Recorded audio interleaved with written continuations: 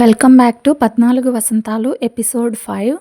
నాకు కొంచెం old traditions follow అవ్వడం చాలా ఇష్టం.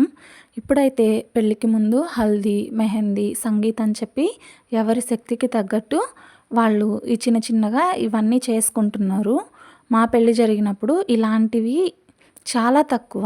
కొంతమందికి అమ్మాయి వాళ్ళ ఇంటి దగ్గర పెళ్లి జరిగే ట్రెడిషన్ ఉంటుంది కదా, మా సైడు అబ్బాయి వాళ్ళ ఇంటి దగ్గర జరుగుతుంది. పొద్దున్నే ఒక 9 మందితో అలా నలుగు పెట్టిస్తారు. తర్వాత గుడికి వెళ్ళేసి వచ్చేంత వరకు ఉపవాసం ఉండాలి.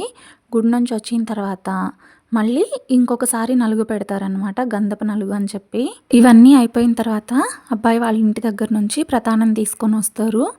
అది అందరికీ పంచి అమ్మాయిని పెళ్లి కూతుర్ని చేసుకొని అబ్బాయి వాళ్ళ ఇంటి దగ్గరికి తీసుకెళ్తారు. అయితే ఇక్కడ అమ్మాయికి ఏ ట్రెడిషన్స్ అయితే ఫాలో అవుతున్నారో అలాగే అబ్బాయి కూడా వాళ్ళ ఇంటి దగ్గర 2 సార్లు నలుగు పెట్టడం, గుడికి వెళ్ళడం, ఉపవాసం అన్నీ కామన్గా జరుగుతుంటాయి.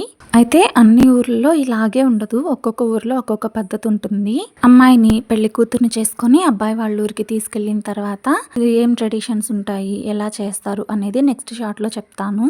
ఈలోపు వీడియో లైక్ చేసి మన ఛానల్ని సబ్స్క్రైబ్ చేసుకోండి.